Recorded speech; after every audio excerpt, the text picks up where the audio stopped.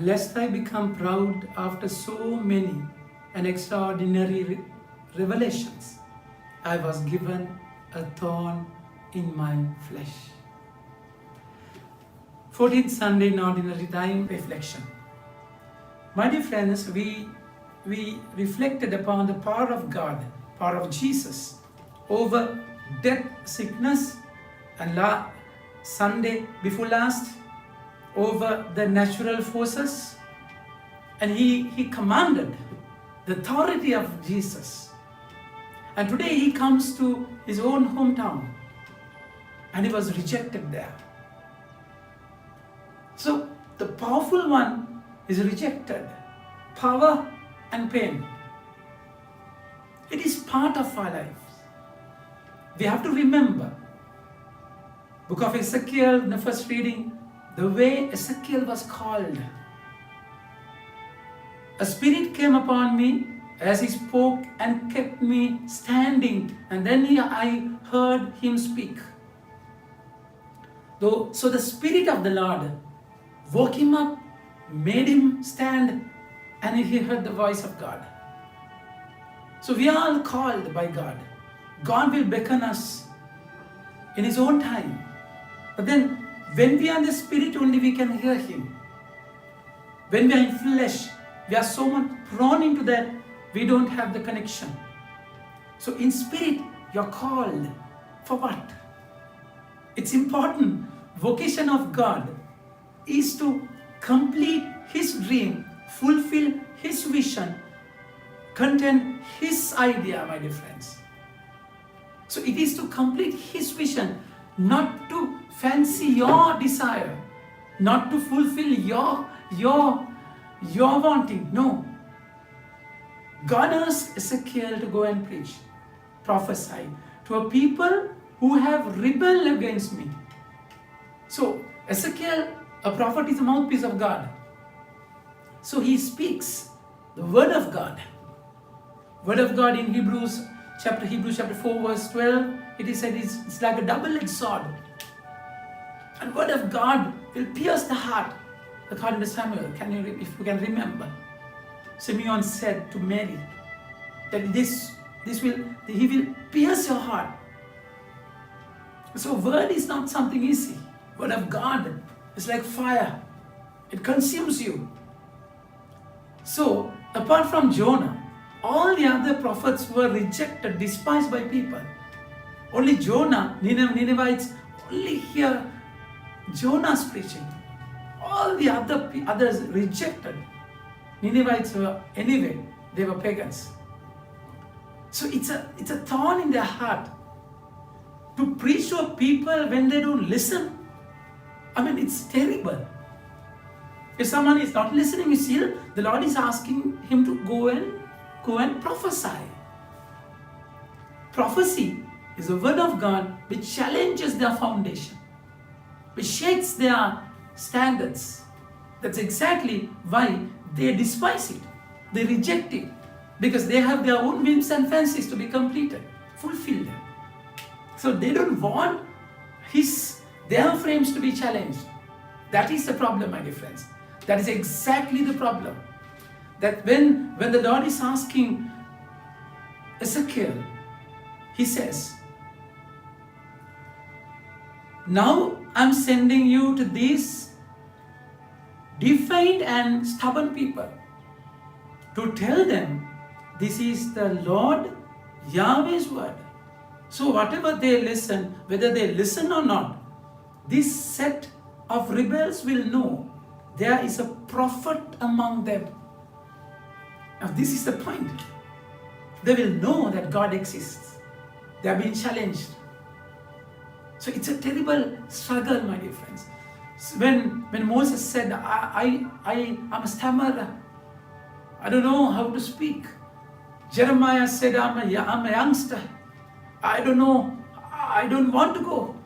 Isaiah said, I'm a sinner. I live in sinful people with sinful lips. And that's how God chose them. Not with their ability, but then rather He made them able. Their inability is made able. That's exactly what he's doing. He chooses who are not qualified and he qualifies them. That's exactly what is happening. So he challenges us. His calling will shake us. It's difficult, it's not easy. That's why St. Paul says, it's a dagger in my flesh. It's a thorn in my flesh. This word thorn is skolops in Greek. Skolops means not a simple, small prick thorn. No, it's a bigger one, which used to fix the tents and all that. It's a bigger thorn. And he says, I prayed 3 times and this is not taken away. God said, I'm not going to take it. My dear friends, what happens when you live with that thorn? Jesus' life, we find how he went to his own hometown and he was rejected. Rejected. Why? He saw his upbringing. They saw his upbringing. They saw his family background. They are so framed and their pride was so much. So they didn't want to accept him because he's far above them. He was just there with them. And how come he get this kind of wisdom and knowledge? So that's their pride. My dear friends, it's terrible. It's terrible if you are hit with your pride. So God, the word of God says, and he could work no miracles there, but only healed a few sick people by laying his hands on them. Jesus himself was astonished at their unbelief. He was dumbfounded to find the unbelief. When the centurion came and said, you don't have to come to my home, just say a word, my servant will be healed. Jesus was amazed at his faith, belief. Here, Jesus is amazed at their unbelief. They're his own kith and kin. My dear friends, there's beauty in pain. Pain will teach you something. Pain will blast the inflated balloon. That prick, that thorn will put you to the right place. Make you realize that not my grace, not my energy, my strength, but by grace. St. Paul beautifully says,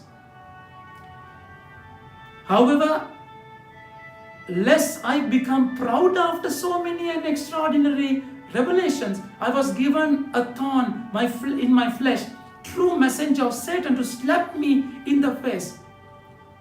So it helps him to be humble. That thorn only will make him humble. That's the beauty of pain. My dear friends, St. Paul was Saul. He was made Paul with a fall. Saul became Paul with a fall. Saul, the true meaning of Paul is tiny. He was made tiny, put to zero with that fall.